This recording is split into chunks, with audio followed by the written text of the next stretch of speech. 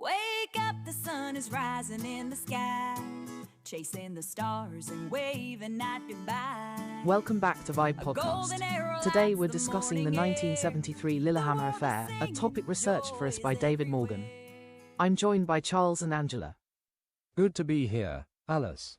I'm Charles, and I specialize in intelligence operations, particularly those involving agencies like Mossad, and the fascinating, and sometimes tragic, ways they unfold. And I'm Angela, a crime investigator with a keen interest in old and cold cases and the forensic details that make or break an investigation. This Lillehammer case is a classic example of police work done right. Absolutely. So, Charles, this incident in Lillehammer in 1973 is pretty infamous. Can you give us a quick overview of what happened? Indeed, Alice. It's a textbook example of an intelligence operation going catastrophically wrong.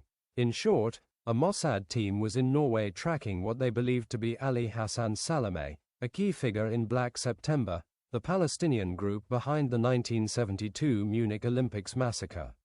Unfortunately, they tragically mistook a Moroccan-born waiter named Ahmed Bouchiki for their target and assassinated him. And that's where my interest really piqued. An innocent civilian, walking home with his pregnant wife, gunned down in the street. The sheer brutality of it, and the grave error in identification, is shocking. It immediately became a murder investigation, but with incredibly complex international implications.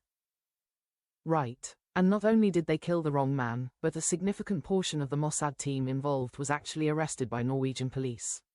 Charles, for an agency known for its stealth and efficiency, that's quite a blunder, isn't it? A colossal one, Angela. Operation Wrath of God had seen several successful eliminations across Europe. But in Lillehammer, the wheels came off spectacularly. 6 operatives were caught and convicted, which is almost unheard of for such a high-stakes, covert mission. It exposed the agency to unprecedented scrutiny.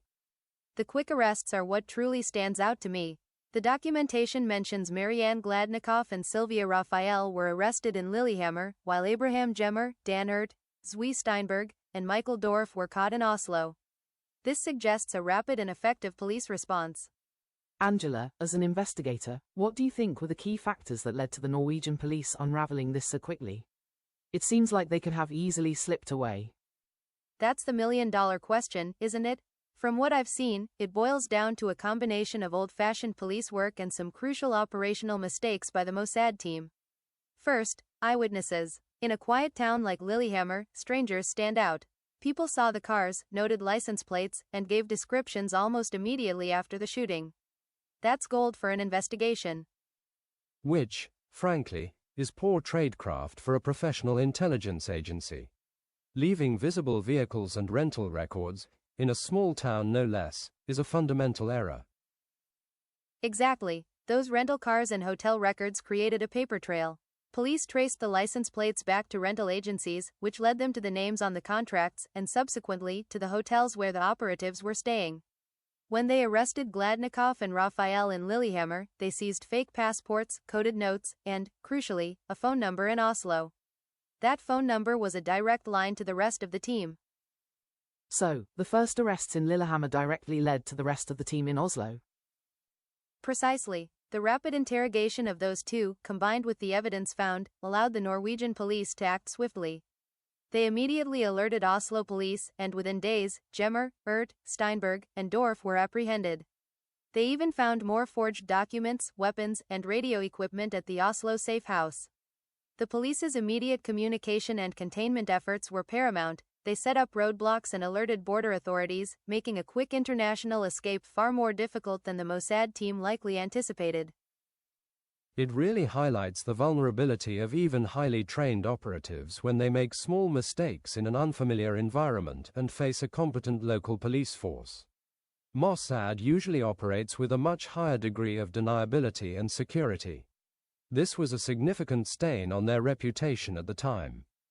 And the detailed timeline David provided really shows just how fast things moved. The shooting on Saturday, arrests in Lillehammer by Sunday, and the rest picked up in Oslo by Monday, Tuesday. Angela, can you walk us through that specific day-by-day progression? Of course, on the evening of July 21, 1973, Ahmed Bouchiki was shot. Immediately, witnesses started giving descriptions and noting car license plates. That very late night, local police started treating it as an organized operation and began tracing those rental cars. By Sunday morning, July 22, they had traced one of the getaway cars. That same day, Marianne Gladnikoff and Sylvia Raphael were located at their Lillehammer hotel, arrested, and their belongings, including that critical Oslo phone number, were seized. The efficiency is astounding. They didn't even have 24 hours to regroup effectively. Not at all. On Monday, July 23, based on the information from Lillehammer, Oslo police moved on the safe houses. That's when Abraham Gemmer, Dan Ert, Zwi Steinberg, and Michael Dorf were arrested. More evidence was uncovered, further solidifying the links to the Lillehammer operation. By Tuesday and Wednesday, further interrogations were happening, and while some of the larger Mossad team did manage to escape through Sweden and Denmark, the core hit squad was already in custody. And what were the legal ramifications for those who were caught? All 6 arrested agents were tried and convicted for complicity in murder or aiding and abetting. Sylvia Raphael, Abraham Gemmer, Dan Ert, and Zwi Steinberg received 5-year sentences. Michael Dorf got 2 years, and Marianne Gladnikoff received 1 year. Most were deported after serving a few years. The diplomatic fallout was severe. Norway expelled Israeli diplomats, and while Israel initially denied involvement, they later quietly admitted it was a Mossad operation gone wrong. It forced a temporary suspension of similar operations and led to stricter international controls on the use of forged passports, particularly Scandinavian ones. It truly was one of the most public intelligence blunders in modern history. It's a fascinating case that highlights so many elements: the human tragedy of mistaken identity, the intricacies of intelligence operations, and the tenacity of good police work. That's all for today. A big thank you to our guest researcher, David Morgan, for providing our topic. Stars and waving at goodbye. A golden arrow lights the morning air. The world is singing, joy is everywhere. So open the door, let the laughter pour. We don't have forever, but who could want more?